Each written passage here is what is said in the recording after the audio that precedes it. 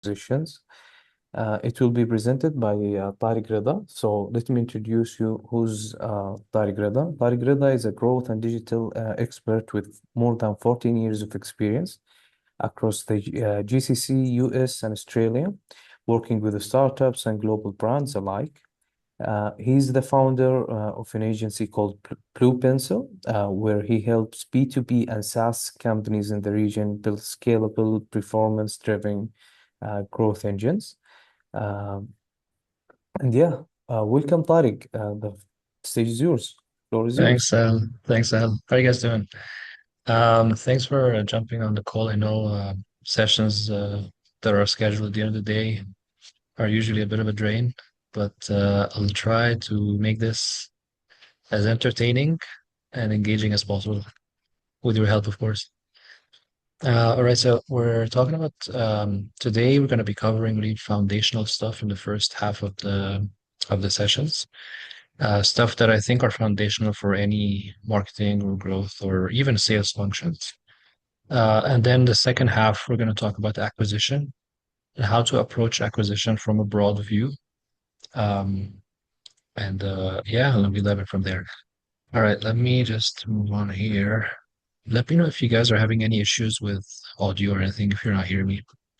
A little bit about myself, just following up from what Sahel has mentioned. So I've been working in this space for over 15 years. I've worked with companies operating in the US, Europe, and the Middle East, largely in the Middle East, or at least companies that are targeting the Middle East. I've worked with small companies with monthly marketing budgets ranging from $1,000 all the way to large brands with $500,000 budgets. And for the past couple of years, I've been actively working on my agency, Blue Pencil. So we're basically a GTM agency, and we help specifically B2B tech companies. We purely work with B2B tech companies in the MENA region, and we help them grow their pipeline and revenue. These are some of the companies that we've been working with and still working with, all in the B2B tech space. I just want to share with you guys some case studies and stuff that we've done through the agency. So we've generated a pipeline, for instance, for Adam.ai. By the way, Adam.ai are one of our ex-alumni of Kaust, I think 4 years ago. We worked with them for about a year and we generated a pipeline of $730,000 and they managed to close around 260K of that. Teambase is an insurtech company. I think we have insurtech here. Actually, there's a company that we call insurtech, right? Um, we generated a pipeline of $500,000 budget in about 7 months. And for Gameball, we generate about 150K. And I think we also have a marketing software among us, right? I think Thunder, as far as I understand. Um, Apart from that, I also play guitar. So I'm kind of like Batman. So during the day I have a day job, and then and then at night I wear my guitar and I and I put this beanie. So this is me right here. Uh, we've been this band has been on for the past maybe 10, 12 years, and we opened for a lot of bands, including Bon Jovi and Sting. And this actually was here in the UAE. This was in front of, I think, 25,000 people. By far one of the most thrilling nights of my life. This is where we got to open for Bon Jovi when they came and played here. But of course, nothing beats a successful marketing campaign. Same thrill, on stage playing guitar or doing marketing and GTM for B2B tech companies. All right, so so the program, like we said, is 2 days, right? So we have today we're looking at growth marketing foundation and acquisition. Tomorrow we're going to be talking about GTM engineering, and you guys might have come across this terminology. This phrase didn't exist 3 years ago. So I'm gonna basically give you one way of understanding what is GTM engineering, and I think this is uh, it's even more relevant for B2B companies generally, specifically B2B tech companies. Um, and also tomorrow we're going to be looking at retention and how to approach retention, making your product more sticky and all that. Okay. Besides the group workshops, we also have, I think, one-to-one mentoring, I believe, for the next 3 months, if I'm not mistaken, Sahel. So I think the one-to-one mentoring is a good chance for you guys to basically the learnings that you will get from today and tomorrow, how to start implementing those things. This is where the one-to-one mentoring becomes really valuable because we can actually start setting things up and implementing things and guide you on that. All right, you guys ready? Let's get started. All right. Okay, so we're gonna be using this tool throughout the sessions today and tomorrow. So it's really important that you guys um, set this up. It's very straightforward. You just head over to slido.com and you can do this. I think on your phone would be the best setup. So you can see the screen on your laptop and you do this on your phone. Just enter this code and make sure to enter your startup's name. And let's start with the first question. You can also scan this QR code if you guys prefer. Either scan the QR code or go to slido.com and enter this code. And let's get you guys acquainted with this tool. So the question here is very straightforward. If you could get a superpower, which one would you choose? Um, Ideally, we want to get as many of you on this tool because we're going to be using this throughout the sessions and doing exercises and stuff.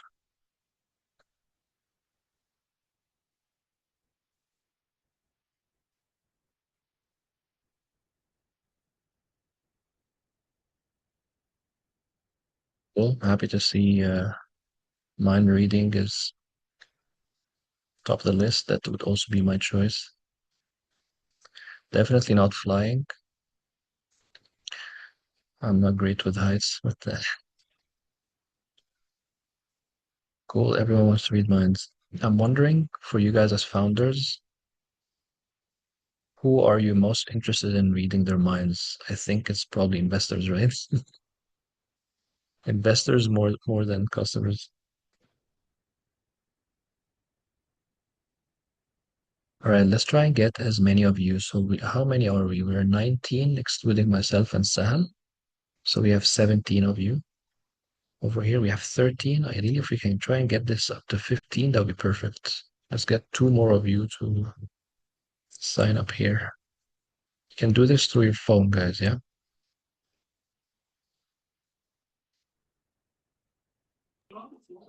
Come on, guys, we need more Yeah, energy. It's an interactive session. So yes. Okay, perfect. We scan the managed to QR find code. it. Yeah. Got it. Okay, okay.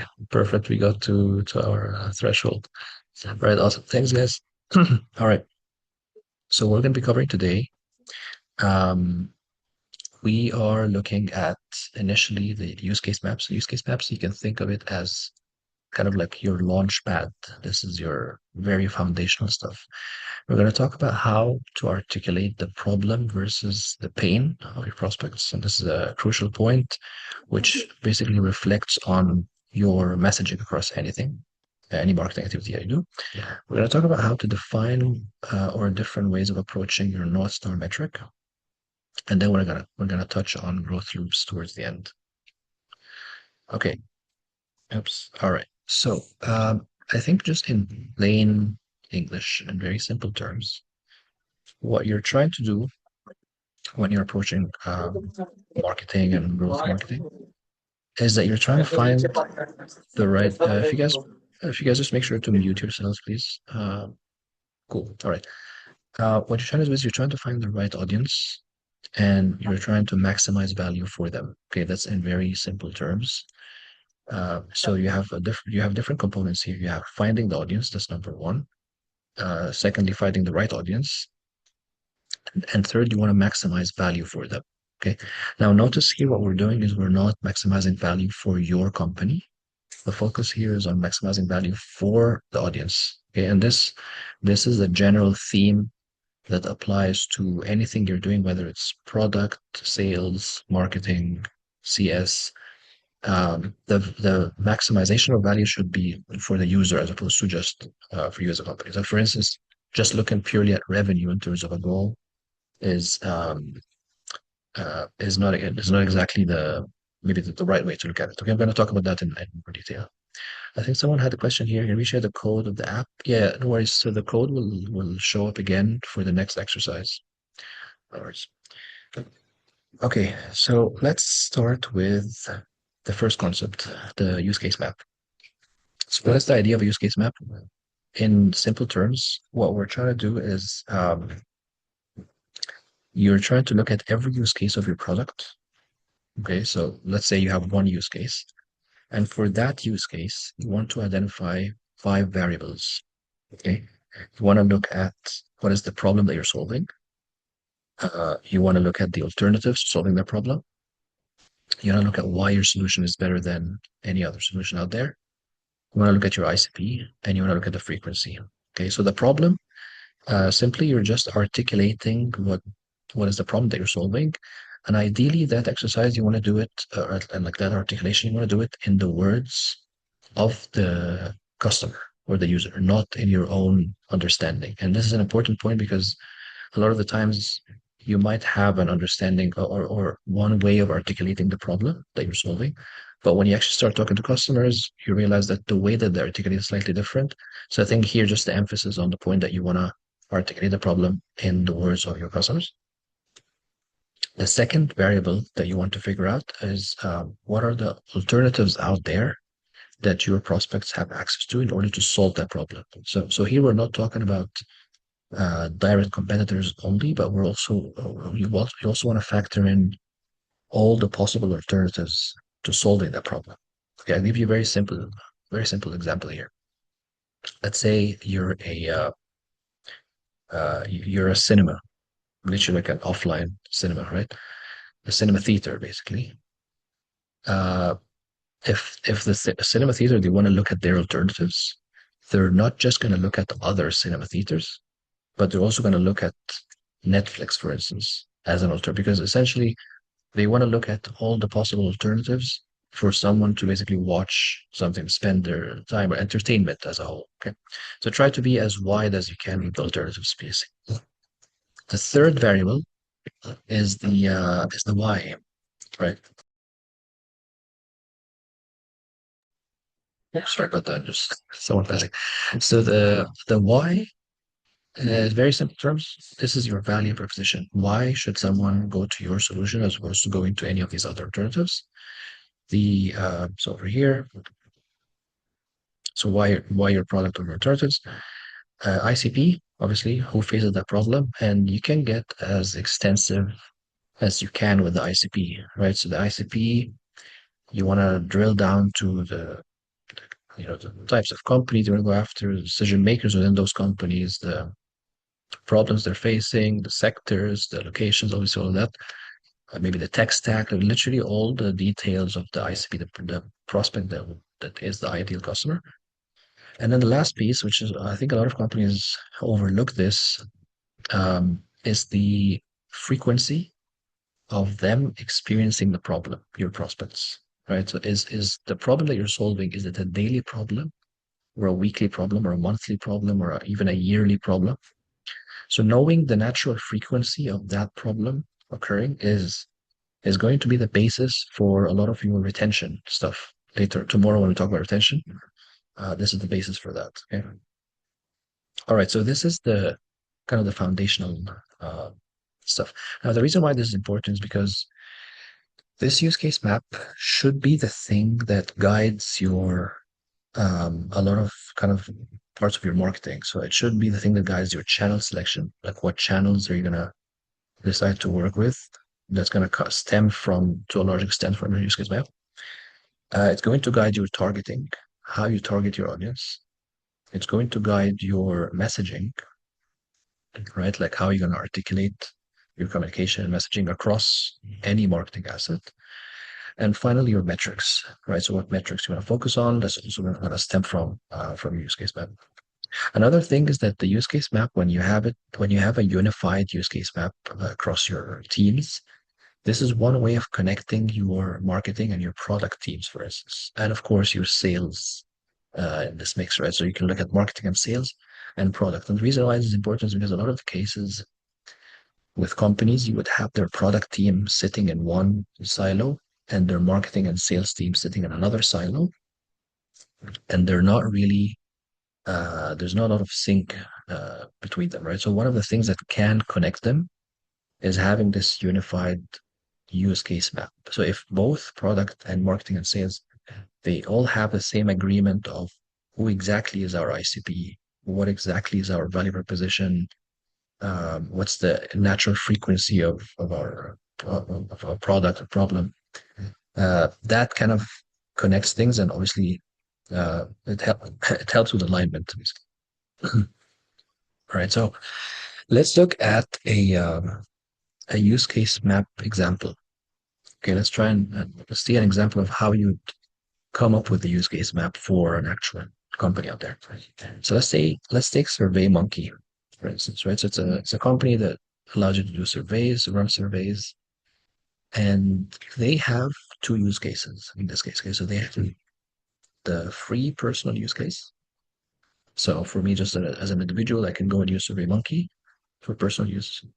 And then they have the business data use case. Right? So a company signing up and having their team use the product. So we're going to look at how these variables differ from one use case to another. And this is why it's important. That's why it's called a use case map, because it's not just a product map or let's say a business map. It's a use case map. It has to be for every use case. So let's look at the problem initially. For instance, here, and of course, this is a very simplified version of these variables. But for instance, here, for the personal use case, the problem is that for me as an individual, I just need to get input on a personal project. While in the case of business, I need to collect data for research or for other purposes, for a work project, right? Obviously, very different problems.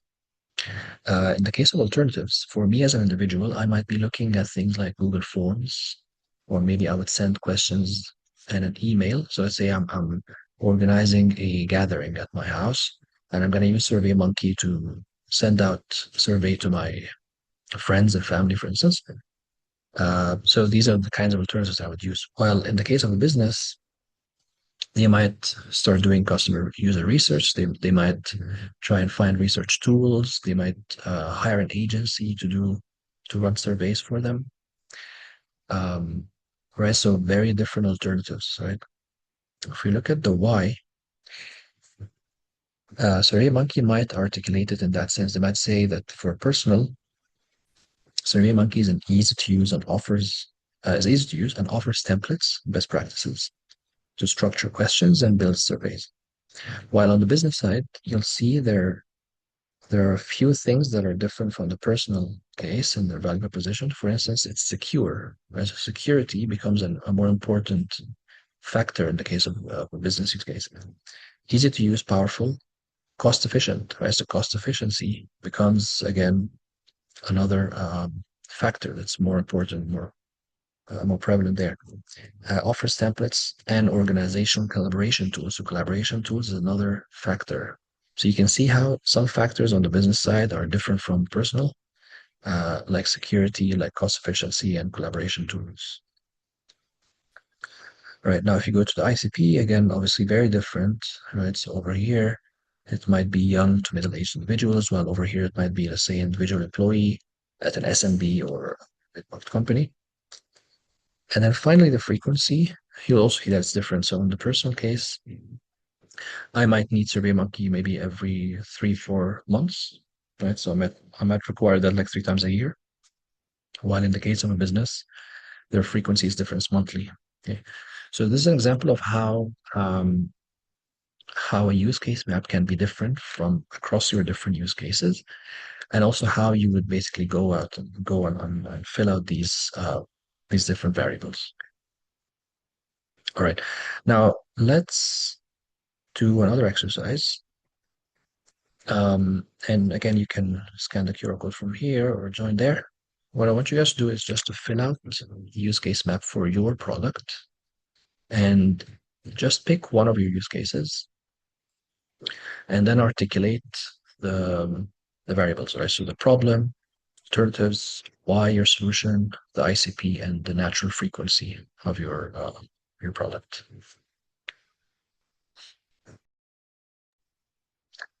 Let's take a couple of minutes, fill this out, and we'll carry on.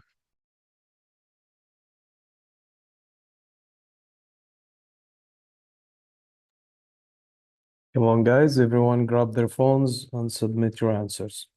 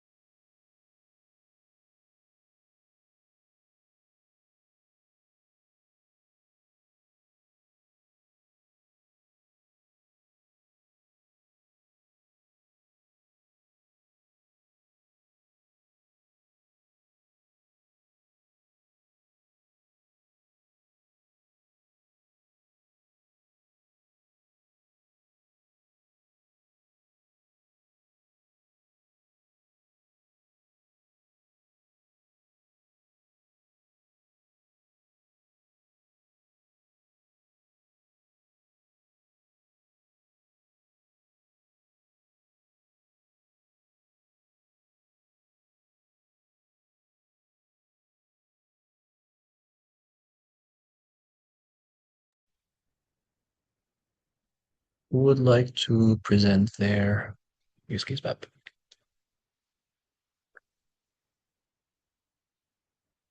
Any brave souls out there? Let's try Bellboy, I think. Let's do it. All right. Yeah, walk us through the use case map, please. Good. The use case is for the hotels, basically and I've just picked one. We do a lot more. I'm just focused on the AI voice agents part for the hotels. Um, the problem is very straightforward. Hotels get hundreds of calls every day and miss up to 30% of them.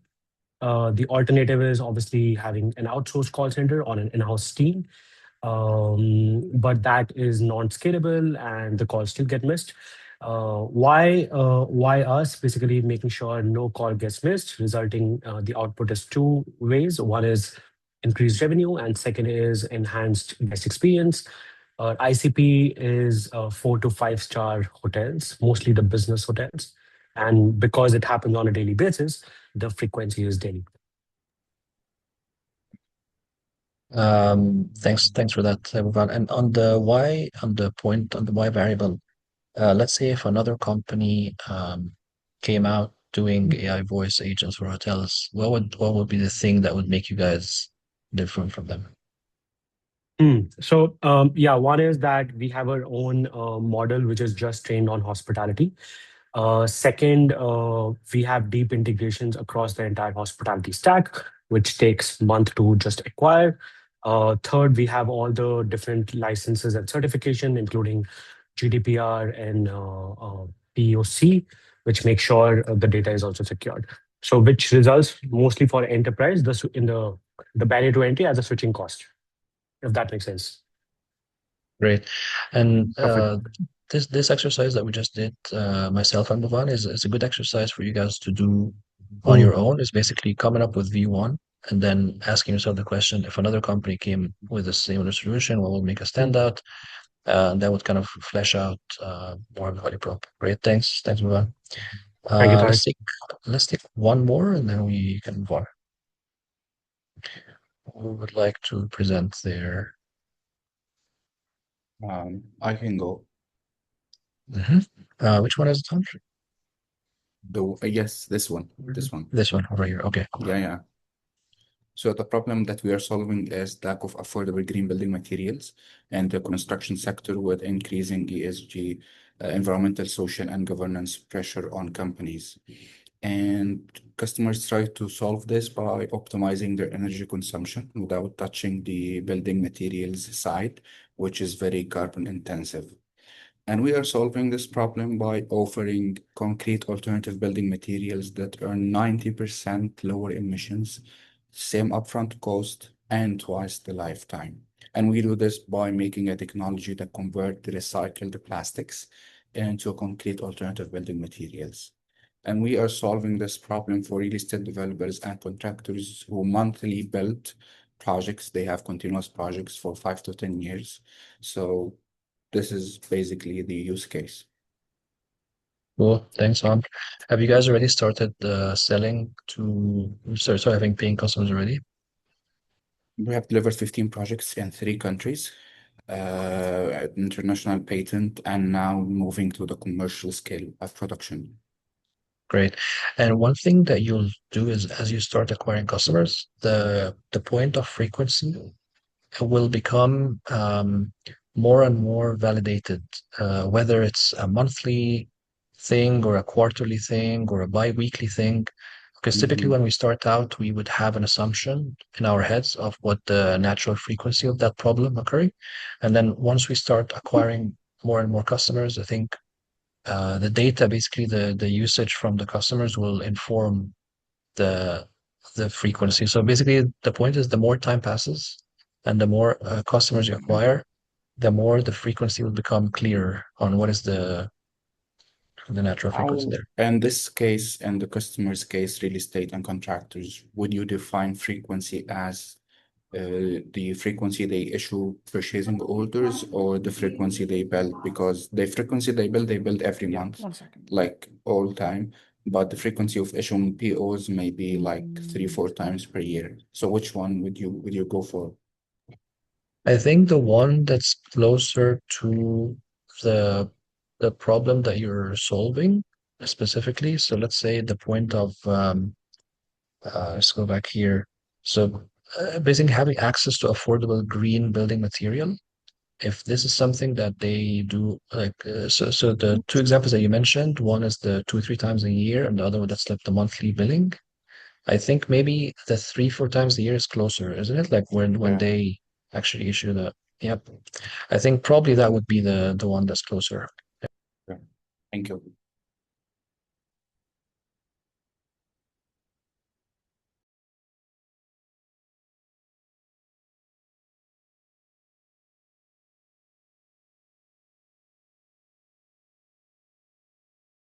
Tariq, I think you're muted. Sorry, I just muted myself and started talking. Sorry, my bad. Yeah, so just moving on to this other concept of how to articulate the problem versus the pain, and the reason why the pain, like the more you get closer to the pain, I think this is where your message resonates better, your marketing message across the board, whether it's a homepage copy or ad copy or outbound copy or anything. So let's look at some examples here. So let's say I have a problem, which is basically I have fever, right? Now I can say I have a fever. That's one way of saying the problem. Or I can articulate it by saying that I have 38 and a half degrees fever, which keeps spiking at 3 in the morning, and I'm missing daycare drop off and also missing client calls, right? When you look at the statement or the second statement, you can obviously clearly see that the second statement is really fleshing out the pain a lot clearer, right? Let's look at another example. Let's say we are a company and our problem right now is that we have low MQL quality. Okay. Now you can say that that's kind of like a generic problem. We have low MQL quality, like marketing qualified leads quality. Or you can articulate it in a way saying 40% of the book demos are no-shows because are no-shows from non-ICP leads, which burns SDR time and pushes our CAC up 27% this quarter. Again, the second statement is a lot closer to the pain that I would be feeling as opposed to just saying low MQL quality. Let's look at a third example. Revenue forecasting is inaccurate. So let's say this in the context of finance. The general problem is that revenue forecasting is inaccurate. But then if we articulate the pain, we might say, I'm as a finance person, I'm revising cash projections every Friday because sales and billing don't reconcile, which risks payroll and vendor trust. Okay. So again, you can see how the second statement is a lot more clear, closer to the pain. Now, the reason why this is important is because when you're writing your marketing copy across anything, whether it's ads, website, content, outbound, whatever, you want to get closer to the pain as much as you can, not just the generic problem. The reason why is because the prospect, it basically would resonate better with the prospect when you really flesh out the pain that they're feeling, as opposed to just the generic problem. Okay. This is something that I see with a lot of website copy, especially. You would have the website on the homepage saying something like, I don't know, redefining whatever, or save time by using our tool. It's a very, very generic statement, right? You want to really drill down to the pain that the prospect is experiencing on a regular basis, that it's daily, weekly. And then what you want to do is you want to try and articulate the pain for every persona, right? Because if you have an account that you want to go after, within that, I think everyone here is B2B, right? So I can talk kind of in B2B terminology. If you're going after an account, within that account, you have a buying committee, right? So you have, let's say, 3, 4 decision makers, for instance, or at least influencers of the decision. In most cases, not every persona is going to have the exact same pain. It's not going to feel the exact same pain around your solution, right? Or around the problem that you're solving. So what you want to do is you want to drill down to the pain per persona, right? So for instance, if we're looking at a cybersecurity company, they might have the security team as one persona, they'll have the CEO as another persona, and then they'll have compliance as a third persona. Right? These are all personas that are relevant to buying a cybersecurity software, right? But the pains are different. So the security team, their pain might be something like, we get 1,800 alerts per day, and 70% of them are after hours, right? East-west blind spots, right? So this is the pain that the security team is feeling.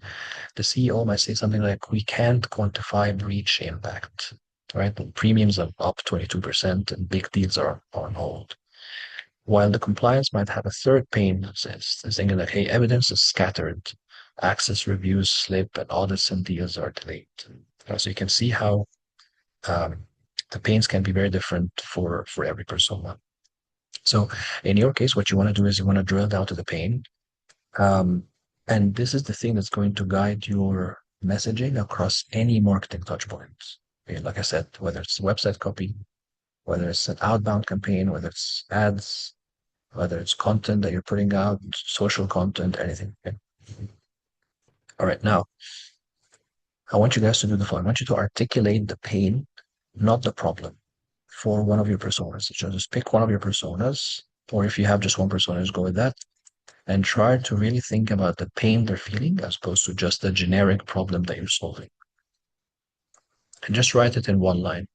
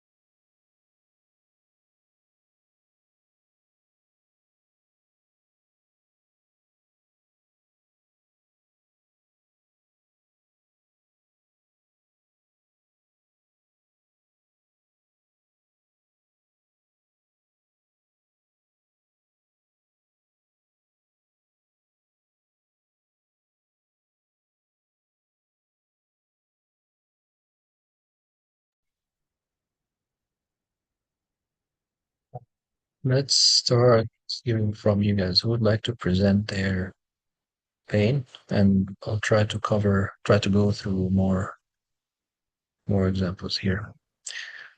Who would like to present?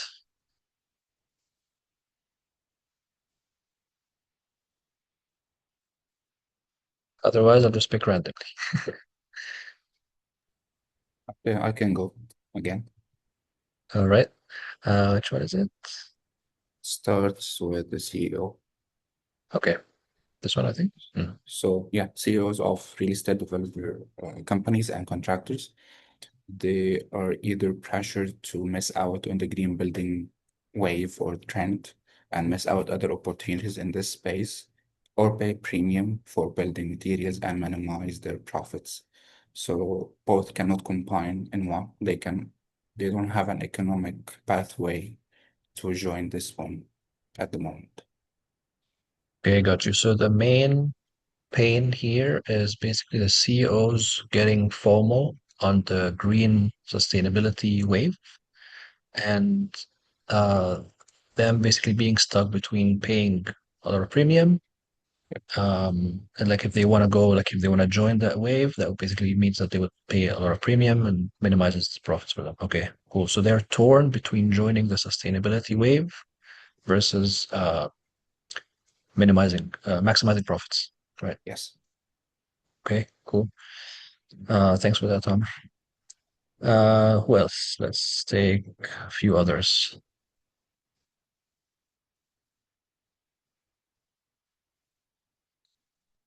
All right. Yeah, Abdullah, go for it. Which one is it? Yeah, sure. So it's the sorry, I can't scale my ads because I cannot like Oh, measure the performance accurately. I did put that on the media buyer levels. Essentially what we do is that we give you correct marketing analytics, and like currently if you run ads, you cannot really measure your performance accurately. So that's generally the pain. They cannot scale, they cannot like locate budget, they cannot like lower spend, up the spend. There's just like many ways to just kind of like tackle that pain. all right. I'm gonna push back on this one. I think this statement is more of a problem. So Okay. let's try together to do this exercise. Let's try to drill a little bit deeper to the let's say the media buyer who's running campaigns, Google Ads, yada, yada. what is the thing exactly that they're not able to measure properly in terms of performance typically? Generally, like the purchases, if we're gonna go the e-commerce route, like they don't know like which campaign generated the most like sales, say, for example. Okay, and in this case, for instance, using tracking revenue through some analytics tool that doesn't solve the problem for them, they still are missing some purchase data and sales data. Yeah, like essentially is that like they're like you're spending marketing budgets and you don't know the actual return and you're this is spread out on like multiple dimensions. Like you're spending on Snapchat and TikTok and okay, within like each platform, like you're spending on like many different campaigns. So like it's essentially I know it sounds like a problem, like makes sense like what you're saying, but it's basically a pain. That's why a lot of people they're burning cash. So like Gotcha. yeah. That sounds good. So one thing maybe you can articulate it, and of course I don't know the exact details of your product, but you could articulate it by saying something like, um, let's say in the case of media buyers, they don't have full visibility on return on ad spend, for instance, and sales data, and they're not able to scale different the right channel because they don't have that kind of conversion data fully, something like that. Okay, so I think in this case, probably referencing some metrics or like referencing actual like exact metrics that they miss out on in the kind of the standard way of running ads it might kind of clarify the problem for them or like the pain maybe kind of might flesh it out a bit more. Cool. Thanks, Abdullah. Yeah. Let's take a third one and then we move on.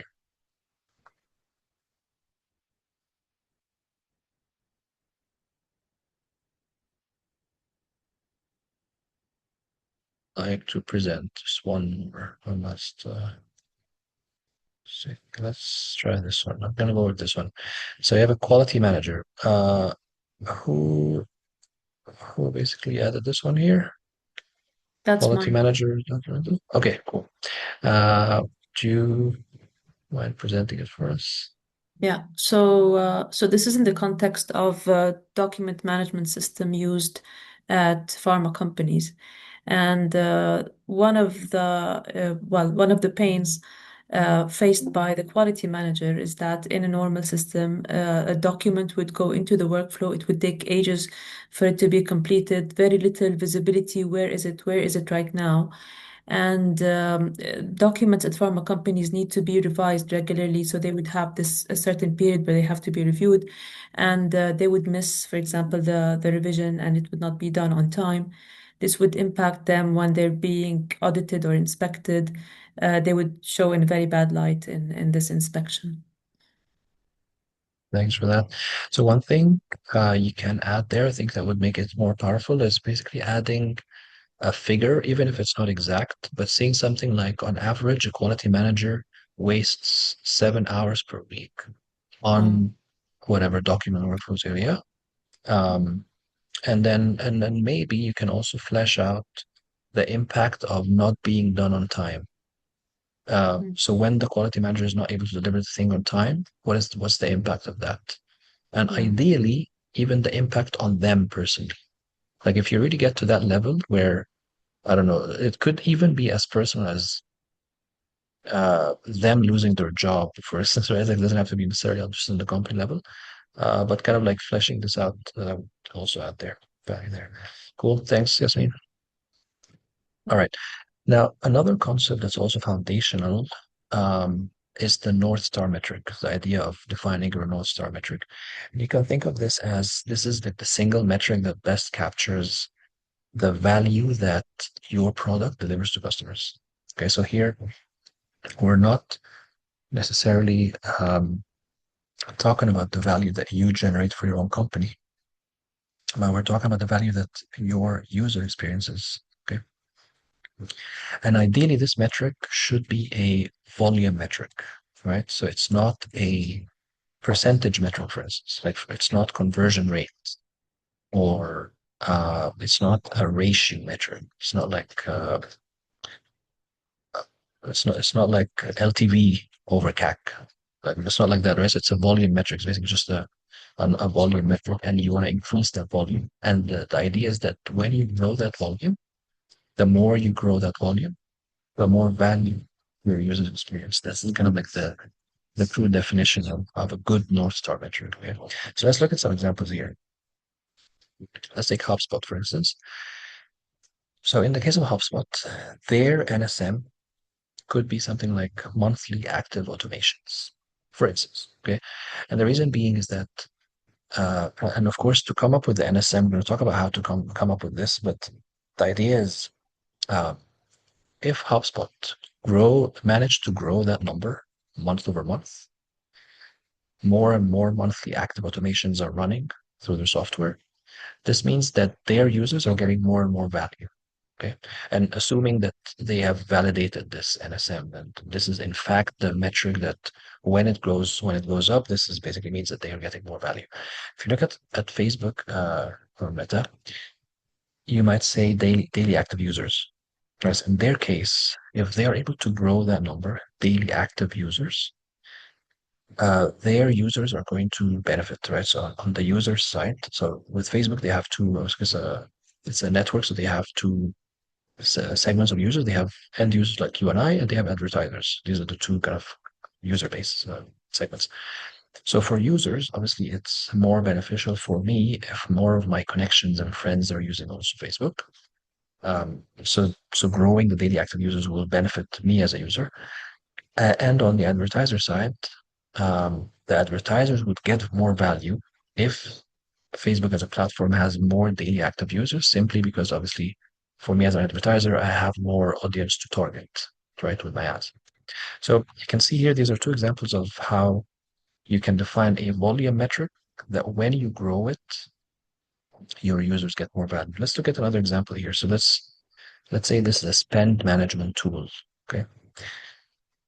And this is maybe like a path that you can take to try and come up with your North Star metric. Okay. All right. So in this case, for the spend management tool, the audience here are finance ops teams, and their goal is to keep the company spend compliant, fast, and easy to reconcile. That's kind of like their main goal. The obstacle that they're facing is that spend happens across cards and invoices and subscriptions. It's messy when it comes to receipts, and there are late approvals and duplicate vendors, and basically there's chaos every month. And the solution is that this tool provides a centralized spend workflows. You can issue cards, you can capture receipts, you have policy rules to get approvals built into the system, and auto coding to your ERP. So that's kind of the solution. The frequency of using that tool is weekly, right? So in this case, the spend management tool has identified that the natural usage frequency is weekly.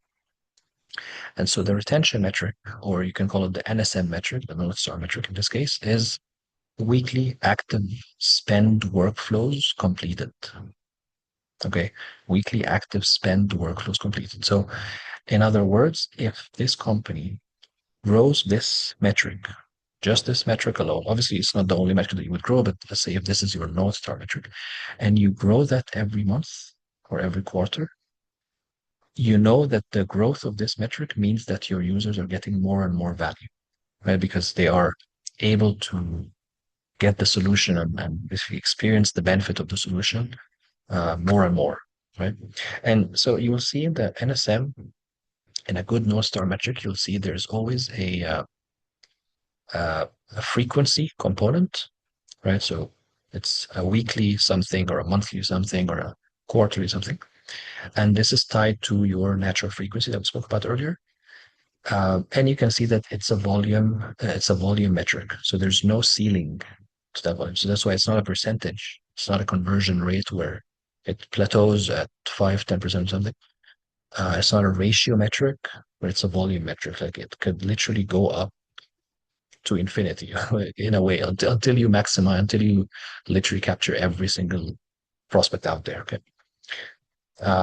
So that's basically how you would approach your NSM. So what I'd like you guys to do, and this is the last exercise in the first segment, is to define the North Star metric for your product. It should be a very simple kind of 3-word metric, right? Weekly or daily or monthly or quarterly, and then you input the volume. Okay. Just try to basically mention a metric that is or an action that is the closest to the user experiencing the value of your product. That's kind of how I approach the definition.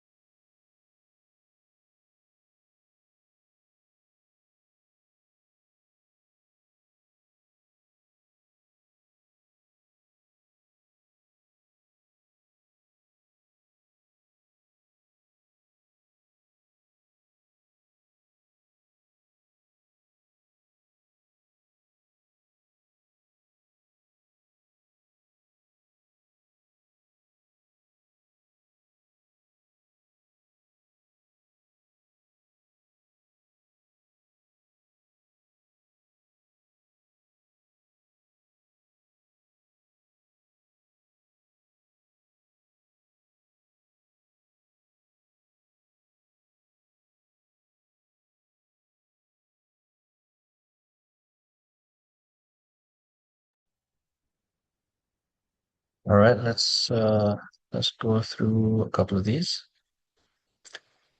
All right, I'm gonna go ahead with the Othman. So number of deployed 3D printed reefs. Can you just give us a very quick brief on what the product does and problem solving?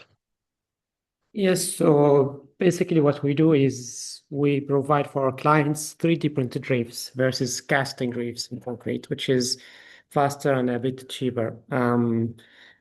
We choose this North Star because the number of deployed reefs means more projects, more revenue, more gross margin, and definitely more growth. So if there's one metric that matters to us, it should be the number of deployed reefs. Cool. Thanks for that one.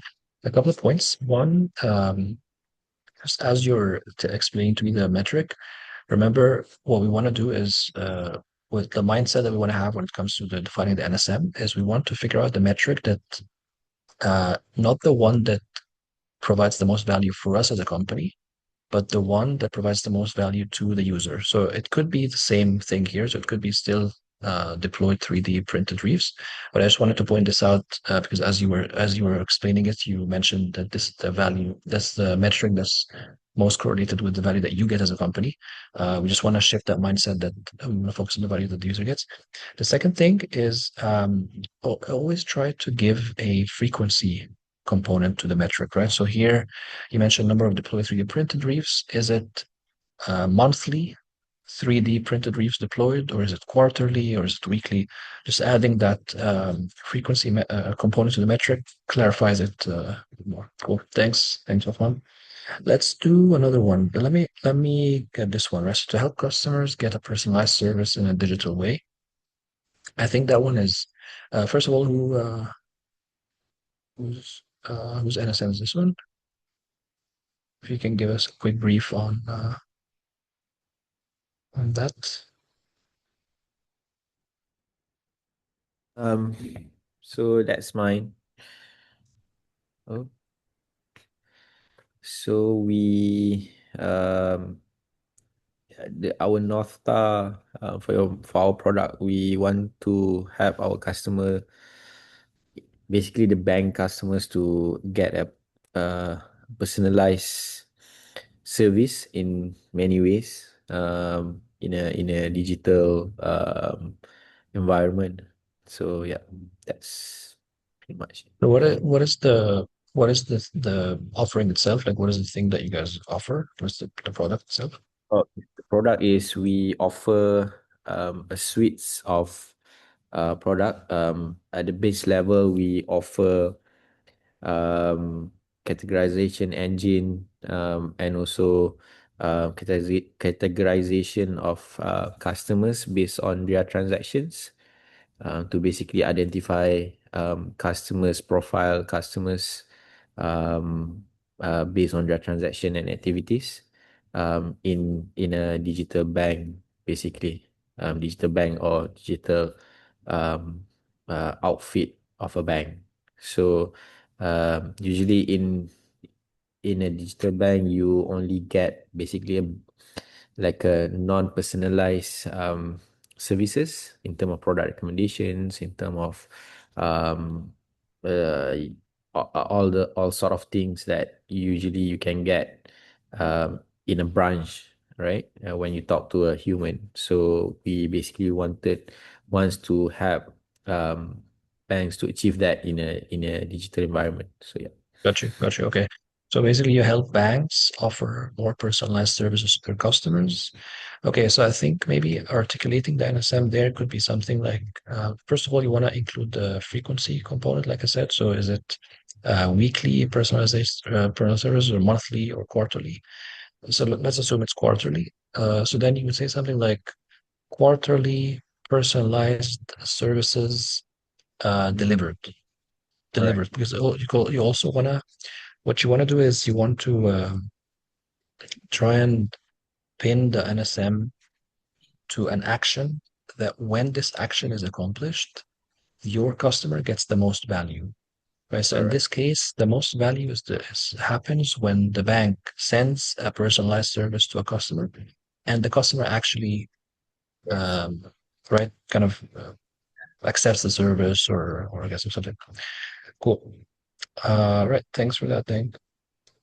Okay, one more resolution rate, just one point on this. And I think you had you raised your hand there. So remember, guys, with NSM, we try to avoid percentage metrics or ratio metrics. Remember, we want to use volume metrics, um, because then there's no ceiling to it, right? You can just keep growing that to pretty much infinity. Fair, fair, fair. I also had a question. This NSM will also change based on the persona, right? For example, probably for a head of finance, it'll be what is the incremental revenue being generated, not a resolution rate. Got you, got you. Yeah. So I think with NSM, there are different ways to cluster it. You could either cluster it by use case, right? So different use cases that you have, which I think that's the most common way of clustering it. So let's say if you're serving, let's say in the Survey Monkey example that we gave initially, you had personal use case and business use case. The NSM would be different here or there. Like for instance, the frequency is different. Maybe also like some other stuff are different there. I think in terms of persona, um, think of it this way: if you have different personas in the decision making process, but the person that's going to use your product, like after they sign the deal and then they start using your product, the usage of the product throughout the contract term, that's what you want to anchor your NSM on, right? Not necessarily the personas that are, let's say, making the decision to buy your product. But if you have the same end user, like if you have the same end user, if you have different decision makers, but the same end user, then you probably just have one NSM because basically the usage of the product is the same. But if you have different usage of your product and different use cases altogether, maybe then it makes sense to have different NSMs there. Got it. But for us, sorry, just a follow-on question. Typically, it will come down to, let's say, the finance guy, especially at the time of, let's say, the renewal of the contract. So by default, he is going to look at either how much money is our solution saving or how much additional revenue we're generating. But if the NSM is to increase, let's say, the enhance the guest experience or not probably resolution rate, but something along those lines, but then it'll be a completely different play for us in terms of NSM. How do you suggest we tackle that then? Got you. I think the NSM should be an action, a volume action, that when this action grows, like when you get more of this action to happen, your customers get more value from your product. And we can get Got it. into the details and specifics of that maybe in the one-to-one mentoring, but just for now, the general approach is it's basically an action that when the user takes that action inside your product, you know that they are getting more value. Okay, And cool. whatever that may be. And Sounds so good. Thank you. that same I think action should also be the one that they would factor in when it comes to renewals and potentially. But well, let's discuss this in more detail Yeah. offline. Project goals. Cool. Let's do that. Yeah. Thanks, guys, for your inputs. I think let's then take a break, and once we get back, we'll carry on with acquisition. Would you guys like to take 5 minutes or 10 minutes? The answer is always 10 minutes, but I just wanted to give it a 10 shot and minutes, see. 10 Yeah. minutes too. I think we have a Cool. prayer time for Asr now, Ria. Need to Sounds catch. good. Sounds good. 10 minutes then. Harawan. All right. I'll see you guys in 10 minutes. Sure. Yeah. Bye.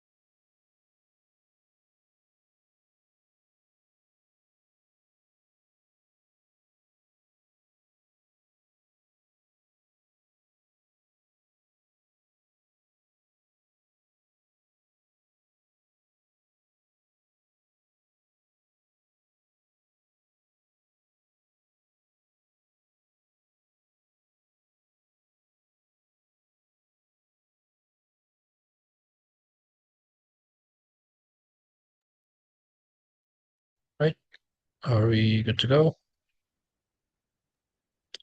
Yep. Back into it.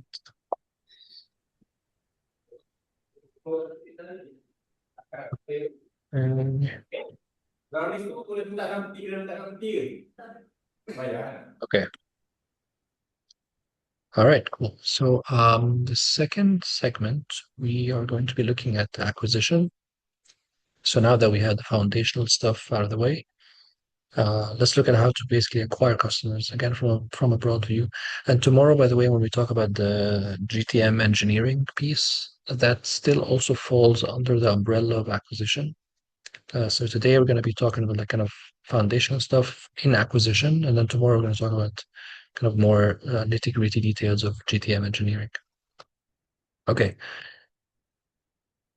What happened there? Okay.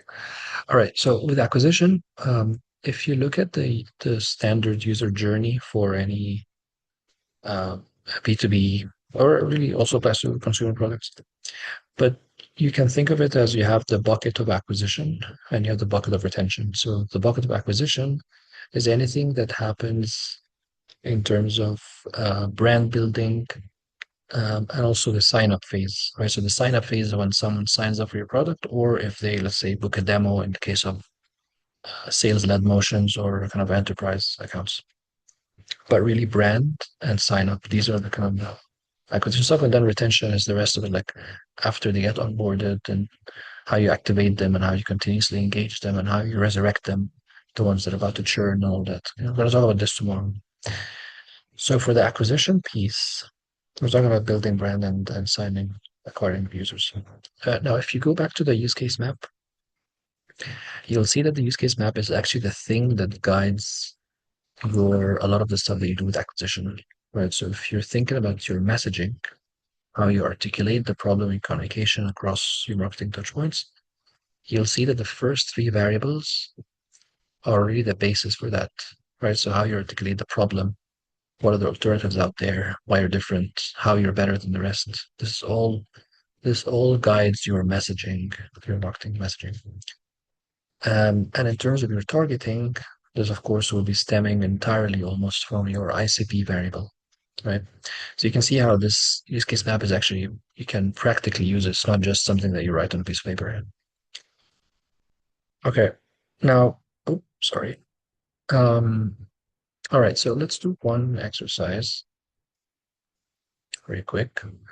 What's your biggest source or sources of leads right now?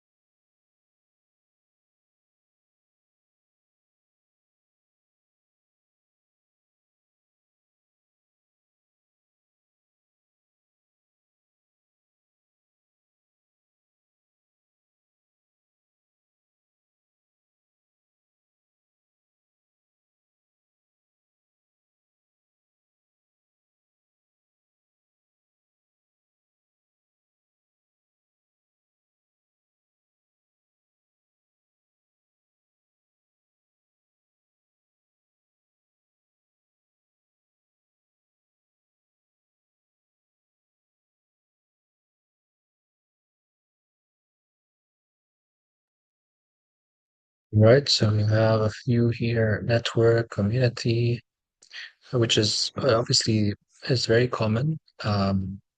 Like your first 10, 15, 20 customers, you would basically acquire them through your own kind of personal network um, and then you start layering other channels. All right, so we have here founder-led outbound, okay. Organic growth, mostly word of mouth, cool. All right, we have here Hey Reach Claim, that conference, okay. Google Ads, sounds good. Great. Yep. A lot of network community stuff. Cool. All right. So, and we're going to talk about like how to approach these different channels and how to think about them. But I'm curious to know also like how much of your marketing resources, and this could be, when I say resources, I'm talking about like your money, your time, your staff. how much of that is dedicated to purely brand marketing, brand campaigns? So investments where you're not expecting any immediate return.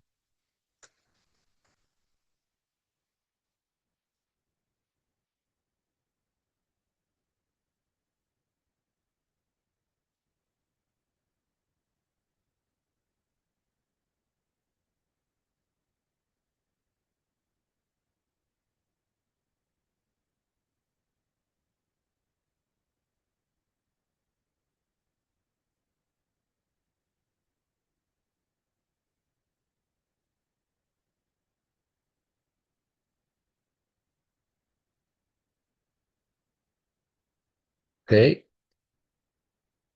cool. I'm curious, who's spending 80% of the resources on brand activities? Curious to know which startups are here in this bucket.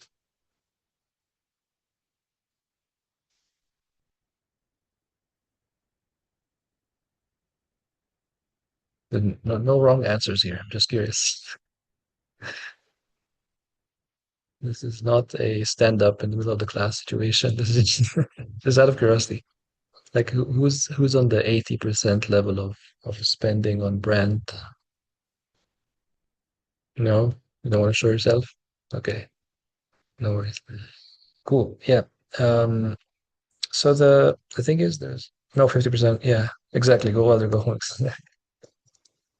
Um, yeah, and I think in most cases what I see is I see a lot of companies either going fully um, lead gen, pure lead gen, um, or dedicating a small portion. And I think anyway, when you're starting out, you definitely want to get some quick wins because you also want to validate things and you want to get some quick feedback from customers and reiterate on the product and all that. Um, but I think one thing I wanted to mention, and this is very important, and you guys might have come across this idea or this concept, this idea that um, your audience out there. So let's say you have your target audience consists of, let's say, 1,000 companies, or let's say 2,000 companies, something. What's going to happen, what you'll realize at any given point in time is that the vast majority of that pool are not ready to buy from you right now. They don't have an immediate need for your product or your solution right now. Okay. Doesn't mean that they're a bad fit. It just means that the timing is not right. Okay, they're not ready right now. So these are like this segment of your audience that are not ready are called out market buyers, right? So they're not in market for your solution right now. And you'll see that the smaller portion of your audience are actually in market. And this percentage usually kind of hovers around 5 to 10 to 15% of your audience are actually in market. They have an immediate need right now. But in most cases, the vast majority are not ready to buy right now. Okay. Now, if you look at the initiatives, the marketing initiatives that most companies do, and I'm talking about B2B tech specifically or B2B in general, you'll see that the vast majority are going after the 5% of in-market buyers, or at least the marketing initiatives that companies are launching, they have the expectation of the 5%, like the conversion expectation or the response expectation of the 5% who are in market. Okay. Now, of course, this is not sustainable, but also it's not fair. I think, just generally speaking, if all of your marketing efforts are geared towards just the 5%, right? So your expectations from your marketing activity is to generate immediate leads, right? And that's kind of like the 100% of your expectation. You're missing out on the long tail, like the bigger chunk of your pool who are not ready, right? And actually it can be frustrating because what you're doing is you're spending money trying to get immediate results, but it's just simply bad timing, right? So your prospects are not ready to buy right now, not all of them at least, right? A small portion of them. And the problem is that small portion is very cluttered with marketing. Like, there's a lot of companies that are going after those 5% of in-market buyers. Okay. So if you look at the different channels, you'll see that the different acquisition channels, they tend to cater for different parts of that spectrum, right? So if you look at the spectrum of readiness to buy, let's call it, you'll find that some channels are more geared towards serving the different parts of the spectrum, right?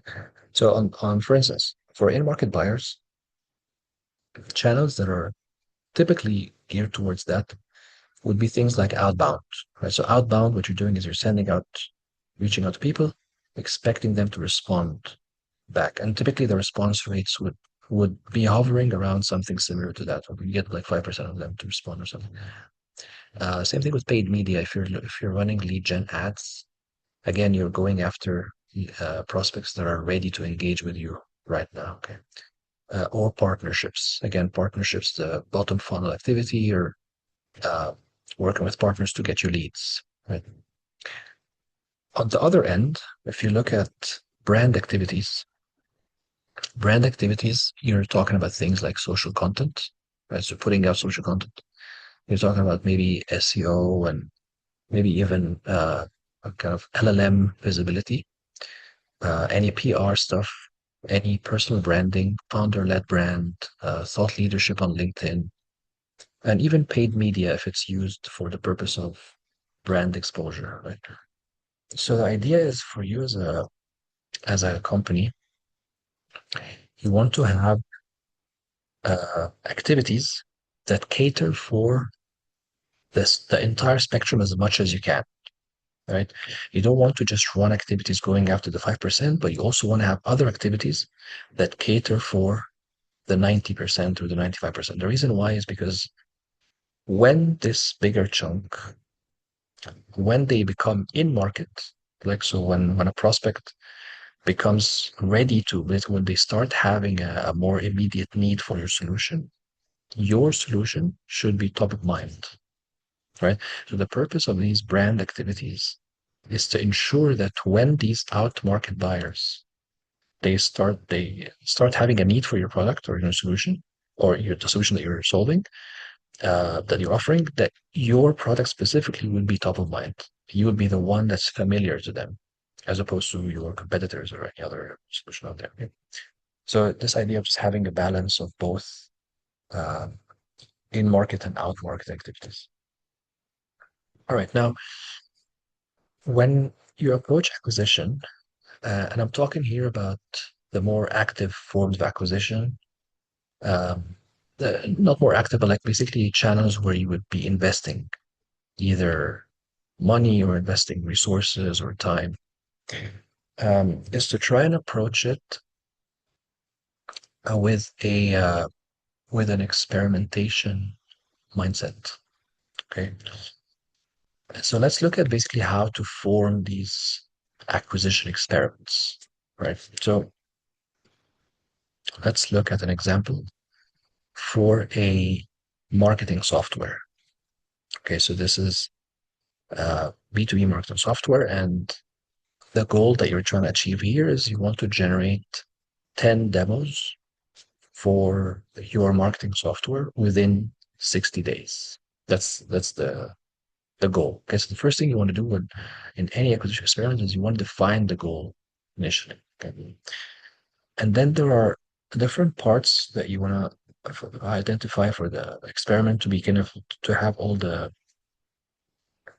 inputs, right? So the first thing you want to figure out is the hypothesis for your experiment. Remember, this is an experiment, which means that you need to first validate the experiment, and then you come to a conclusion whether this experiment actually worked or not. Okay. So the first thing is the hypothesis. And here you want to answer the question of what do you believe you will achieve? What do you believe will achieve the goal? Okay. So the example here is we believe that running signal-based outbound will help us book 10 demos. That's the hypothesis that we have. Okay.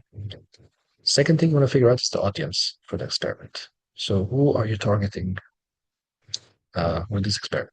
So in this case, we're going to say marketing directors of small to medium-sized e-commerce businesses in the GCC. Okay, so that's your audience. It's very clear and exactly know who you're going after with this specific experiment. The third variable is your channels. Okay, so what channels are you going to focus on with this experiment? So, for instance, you'll use email and LinkedIn automated outreach, for instance. The experiment details exactly what are you going to test. We will target prospects who've recently started a new role and also have visited our website. For instance, okay, this could be anything, but let's say for argument's sake, those are the details of that experiment. And then the metrics that you're going to use to evaluate the success or failure of this experiment. You're going to track the positive reply rate and demos booked. So these are the KPIs for that experiment specifically. And then the final thing here is the timeline. Like how long will this experiment run? And this experiment in this case, let's say is going to run for 60 days. Okay. So this is basically how you would design an experiment, an acquisition experiment. Okay. Now, why is this even important? Like, why do you have to approach acquisition in this kind of experiment approach? The reason why is because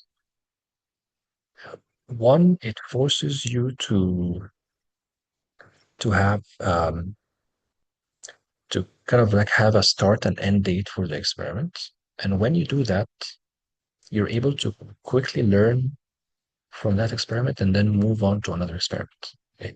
In most cases, what I see companies do is when they start doing their acquisition, they launch a campaign or an activity and they just let it run endlessly, right? Or at least they don't have an idea on what is the timeline for that activity. And also, they don't have clear expectations for that activity. They don't have clear success measures for that activity. So they let it run without knowing exactly what is the success measure, right? So they're not being held accountable for it. Like that experiment is just kind of an open-ended thing that doesn't have any guardrails, that's called. Okay. But when you approach the acquisition with this kind of approach of experimentation, like designing these experiments across different channels, you're able to gain learnings and insights much quicker than if you're not. Right. So if you design experiments and you launch it, after a couple of months, if you didn't achieve what you set out to achieve here, you can go back and understand why you didn't achieve that. And if it didn't work, you can test another experiment. And then you test a third experiment and a fourth and a fifth and a sixth. So by the end of the year, let's say if 12 months have passed, you have a lot of learnings in your marketing and sales function. Like you know that you've tested this, it worked, this one didn't work, that worked here, that didn't work. So it obviously allows you to make faster decisions on investing more in the things that are working. Okay. Same thing applies in the context of B2C, right? So let's say you're a fitness app and the goal is to generate 50 signups within 30 days. Again, you have a hypothesis. For instance, we believe that partnering with micro-influencers will drive signups in 4 weeks. Your audience are millennials who follow fitness influencers. These are channels, so Instagram and TikTok. The details you're going to run, let's say posts and stories from those micro-influencers, yada, yada, your KPIs and your timeline. The same thing applies for B2C product or offer. All right, now I'd like you guys to spend a couple of minutes and design an experiment using the variables of first, what's the goal, what's the hypothesis, the audience, channels, experiment details, metrics, and timeline. Okay. This could be any channel of your choice, any goal, really just design an experiment from scratch.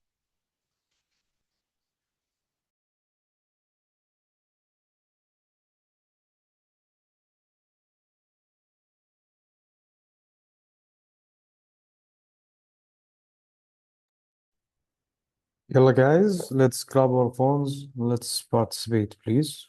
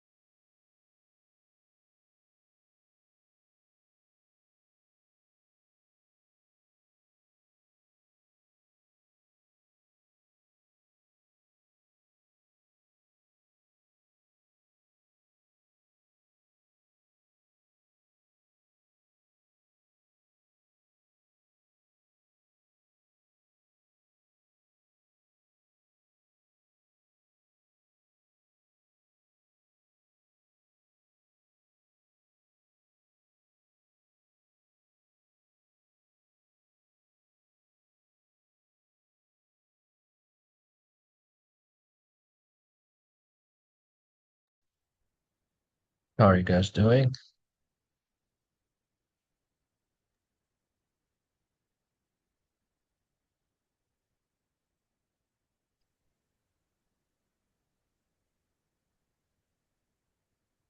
Some of you are typing.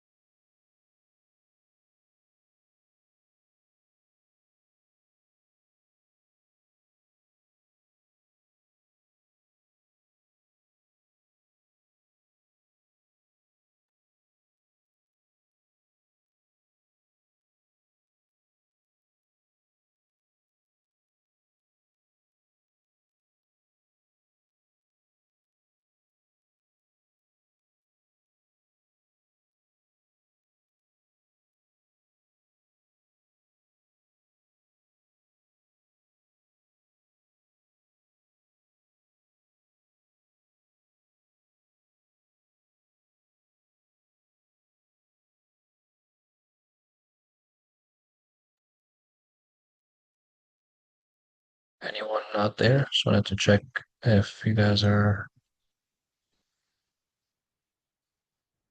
Ah, okay, you are. Okay, okay, cool.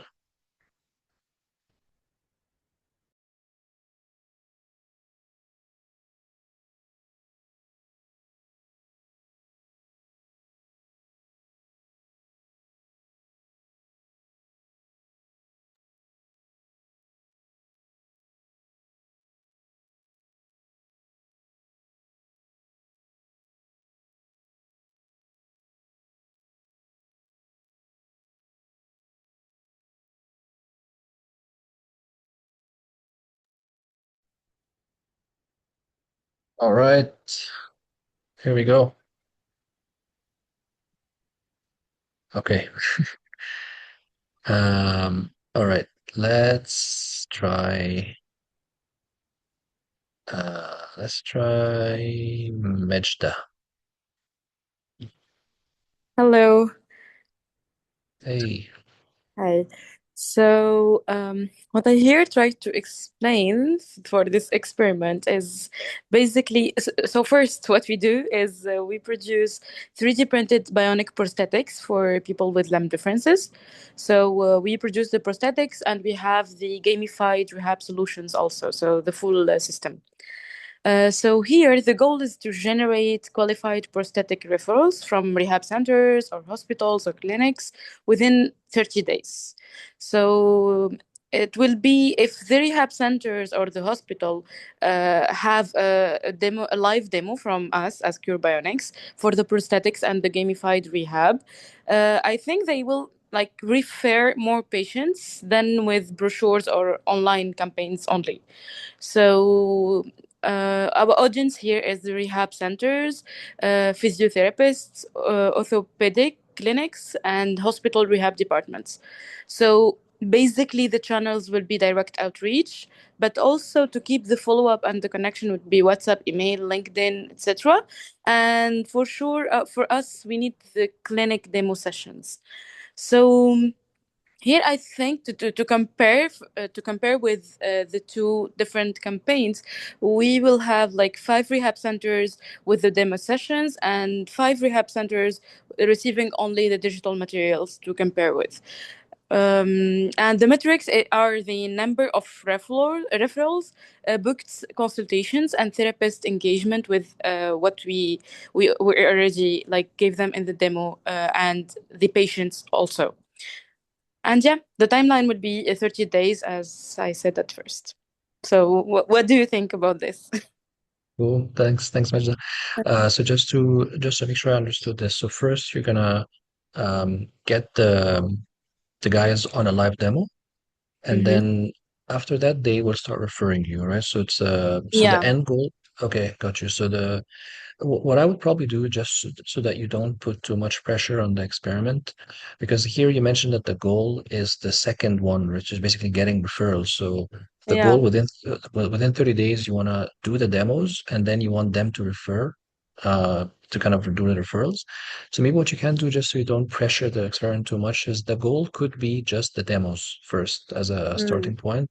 Like within 30 days, let's say get I don't know, 8 demos, let's say, with those clinics, and then them referring you would be, let's say, um, kind of like outside of this experiment. So the experiment would be just confined to just getting those 8 demos with the centers, so that then later on they can refer you. I think that might be just that would probably put just less pressure on the experiment because I think Sure. getting the end goal of getting the referrals might be too much within just 30 days. Yeah, absolutely. I agree with you. Yeah. Good Well, point. thanks. Thank Thanks, you. Majda. Let's take one more and then we can move on. Uh, okay, I think that one's here. I think that's the Thunder one, I believe. Yeah, let's try and get another Bellboy. I think we also had you a couple of times on. Let's try and get new faces on. Who hasn't been? I think this is Om, and I think this is Thunder. Who is this one? Conversion hypothesis, product manager search for solution from white paper.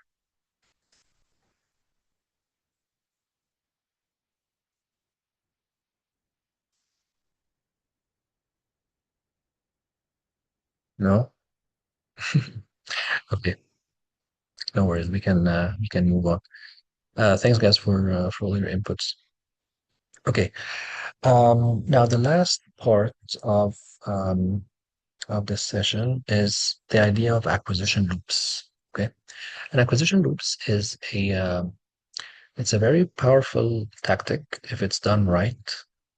And it's actually the thing that can really accelerate your growth is this idea of acquisition loops. And if you look at the fastest growing B2B companies out there, B2B tech companies out there, or B2C, the fastest growing ones managed to crack some form of an acquisition loop, right? And that was kind of like one of the factors for their accelerated growth, right? Or compounding growth. Okay.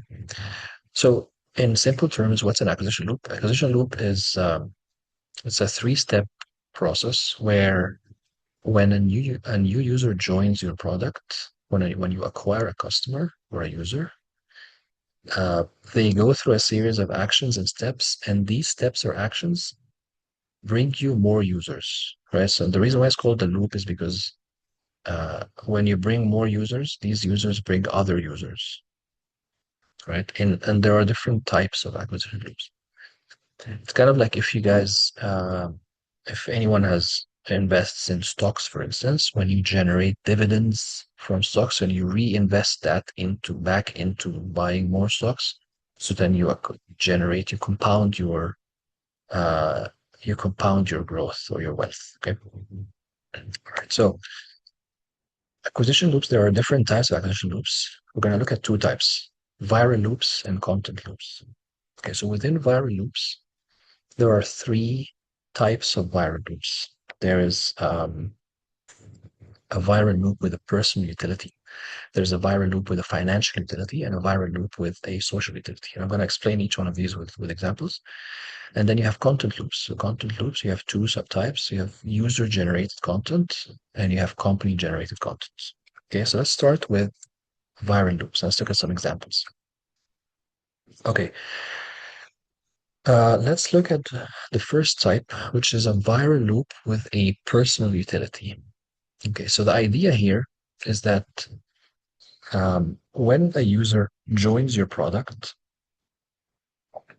they are going to share your product with other people, because when they do that, they themselves get they get more value from the product, right? So they are able to use the product better when they share it with others. Okay. I'll give you a very straightforward example to this. Slack. Anyone here uses Slack, right? If you use Slack, you are able to get more out of Slack if you get your colleagues to also join Slack. Not only your colleagues, but also your maybe clients and partners and vendors. Right? So you get more value from the product when you invite other people to the product. Another very straightforward example is Zoom. Literally Zoom that we're on today. In order for me to get value from Zoom, I have to invite other people to calls, to my Zoom call. Right? A third example, so you have collaboration tools. This applies to them, all collaboration tools like Miro, Slack, Notion, all that. And of course, Zoom, the conferencing. Any social network is a very kind of classic example of a viral loop with a personal utility. Is that for me to have more value from, let's say, using Instagram, I would want other people to also use Instagram, right? So an example here is Kestrel, right? So one of the startups on the program. When a user joins Kestrel to manage money, that's the input. The user is presented with a prompt inside the product to invite a family member to be able to unlock shared goals and make money transfers. Okay? And so the user would basically do the second step here because I would get more value from the product if I do that. And so what happens is the percentage of those people that get invited, they then become new users of Kestrel. And then they would do the same thing with other users. And then those other users become the sign up. And then they do that. So basically that's why it's called the loop, because it keeps on spinning like that. So more users bring you more users. This type of acquisition loop is very particular. And it has what's called a network effect. And a network effect is this idea that in order for the user to get more value from the product, they're sharing it with others, right? This is I would say, is a privileged position for a product, for any product, right? Not all products have the luxury of having built-in network effects like that. Okay, so this type of acquisition loop is very particular and applies to some companies, not all companies. Okay, but that's one type. Another type is a viral loop with financial utility. Okay, viral loop with financial utility. Okay, so the crude definition here is that for me as a user, I would share this product with other people because I get financial gain when I do that. So this is a very straightforward kind of example of like a referral program type of thing. Like if you share the product with someone else, you get some financial gain. Right. So let's take Riwa. I hope I'm pronouncing it right as an example, right? So a new user signs up on Riwa. They start paying rent and spending via Riwa, and then they have a prompt, right? A referral prompt when they a payout, basically invite someone else, and both of you get rewards on your next payment, right? You get rewards as in you get some money back or you get some percentage discount or something. It's very classic kind of referral type of program, but the incentive here for me to share is financial, right? So what happens is when I do share it, a percentage of the people that I'm sharing it with, they end up converting to signups and then they start a new loop. Okay. So that's the second type. The third type is a viral loop with social utility. So let's take Aya, for instance. The idea here is that for me as a user, I would share this product with other people because it gives me social status. It gives me some form of social recognition. Right? It rubs my ego in some way. Okay. So so in this case, let's say Aya, when a user signs up on Aya, right? They have a prompt where they can share their trend and board or drop list that basically signals their taste in fashion or their status somehow. Okay, so the driver for the person to share there basically is to show off their unique taste, let's say. And so obviously when they do share, a percentage of their connections are going to end up converting to new users, and then those new users will then start a new loop, and then it keeps spinning like that. Okay. All right, so these are three examples of viral loops: personal utility, financial utility, and social utility. The question you want to ask yourself is which one obviously applies to you, to your product. And I think this really comes down to your understanding of your users and your customers. What is the thing that would drive them to share the product? Okay. Now, these are viral loops. Not all of these apply to every product out there. Okay. But these are some examples that are common and can apply in some cases. The other set of acquisition loops is content loops. Right, so we have two types of user-generated and company-generated. In the case of user-generated, essentially the idea here is that inside your product, there is some mechanism where your customers, your users, are able to generate content for you somehow, and that this content is going to bring you more users. Okay, so a very straightforward example here would be a review website, for instance, a review like G2, for instance. When someone leaves a review, it shows up on the website, starts getting indexed on Google or even LLMs, and then this content would bring others. Let's take a look here at My Alice, right? So again, one of the startups here. For instance, a merchant runs a support or sales chat in My Alice using their AI agent. Okay. And then the user is able to publish a playbook or a template from some of their winning chats. And so then what My Alice will do in this case is that we take that playbook or template, make it publicly accessible, right? And then it would start getting indexed by search engines and LLMs potentially. And that would bring more users. And those users would create more templates. And templates would bring more users. And then basically the loop keeps on spinning like that. Okay. And then the final example, let's say company generated. So let's look at Thunder, for instance. the idea here is that when the company acquires customers and it generates revenue from those customers, the company reinvests revenue into generating more content. The content would bring more customers, more revenue, reinvest into content. So basically, it's a longer cycle, that loop, and it's anchored. It's almost like an SEO loop, right? So the more revenue you make, the more you reinvest in content, which brings you more inbound leads, basically. So a new customer generates revenue from Thunder. They reinvest percentage of revenue into publishing things like ROI benchmarks, playbooks, templates. It gets indexed by Google, referenced by LLMs, capture high intent inbound, and then those inbounds lead to demos and then revenue and then reinvest, etc. So this is slightly wider cycle, but it's still it has this kind of loop mechanism built into it.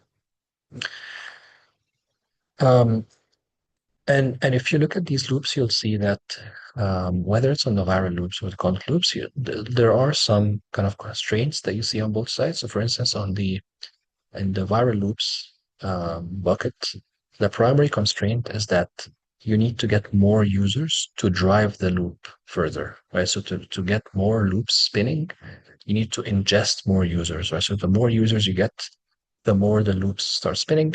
In the case of content loops, the primary constraint is getting more content produced, whether it's from users or from your company.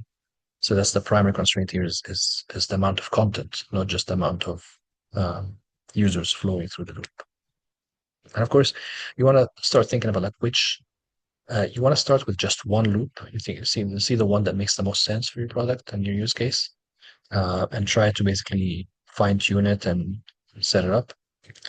And the end goal from your acquisition, kind of just from a bird's eye view, is that you want to have these traditional, let's call them linear channels that everyone knows, like SEO or paid media or outbound or partnerships or influencers, whatever it is. And you want to have these channels feeding into your acquisition loops, which are built into your motion, GTM motion. Right? This is really the thing that accelerates and compounds your growth. And this is the case if you look at the fastest growing B2B tech companies. This is how they approach it, right? So they have linear channels, and these linear channels feed into acquisition loops that the more they feed users into it, the more they spin, and the more you acquire users. It's going to have this kind of compounding effect to it. Cool. I think that's pretty much it. So like I said, we have tomorrow's session. We're going to talk about GTM engineering in the first segment, and then the second part we're going to talk about retention. Both are very, very important, especially in the context of B2B tech, which I think is the case with most startups here. Let's use the last 2 or 3 minutes if you guys have any questions on the stuff we discussed today.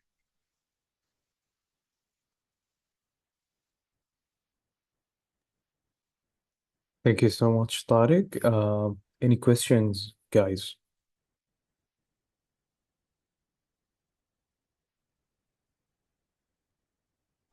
Thank you, Tariq. Hey, Does how are you? does all of this practice apply for only a product? Because I'm providing services only. I have only services. Yep. Now I think everything that we discussed here applies to also service businesses. Mhm. The only thing that might not be entirely applicable in your case is tomorrow's session, the second segment, the retention piece, might be more tailored towards kind of tech or product stuff. But everything today and the first segment of tomorrow, GTM engineering, that still also applies for service businesses. Thank you so much. Any other questions, guys? Tariq, thank you so much for the session. Quick one. Would you recommend for tomorrow's session, we have someone who also basically handles the tech side of things? I think if you have someone on the product side, That Okay. might be helpful for the Got it. second segment for the Okay. retention Clear. piece. Clear. Sounds good. Hello, Tariq. Alan, Just brother. regarding the slide for the experimental, this one just, I mean, it's like a plan, or it should be implemented somewhere with the customers, and or just So this this is the is view, a plan, just you matrix or KPIs. yeah, so that's basically your internal planning for your acquisition campaigns. So instead of basically just launching, let's say, LinkedIn ad campaign, instead of launching it and letting it run, before launching it, you have this experiment kind of plan. You know that you're going to launch it for this period, you're going after these people, details of the campaign, etc. So it's more for planning. Hello, I have a question, maybe for Sahil and Tarek also. I don't have the invitation for tomorrow, so maybe I missed it or something, but I'm not sure to have the invitation. Hala Muhammad. You haven't missed it. You just should try GTM in your email and you'll find it because you were one of the people who I did invite. So just try GTM in your email. If you couldn't find it, send me a message via Discord. But I'm pretty sure that I Okay, did include you. okay. Thank you, Sahil. I will ping you on Discord otherwise. Thank you, Muhammad. Any other questions, guys?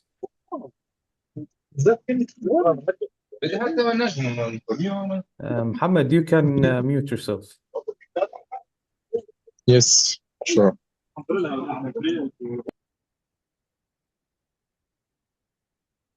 Well, seems like everyone is happy or not happy at all. It's either or.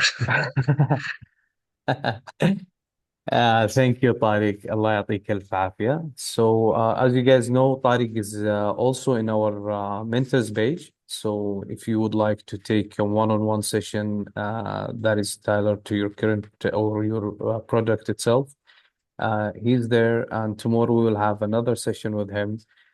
Thank you so much, Tariq, for all the information that you have shared. Thank you for timing. Thank you guys for your timing, and we totally appreciate it. Thank you for those who attended. Much appreciated. See you guys tomorrow. Enjoy your day. Thank you, sir. Thank you. Yeah. Thank you, Tariq. Have a good Bye. day. Bye. يلا مع السلامة، شكرا لك. So.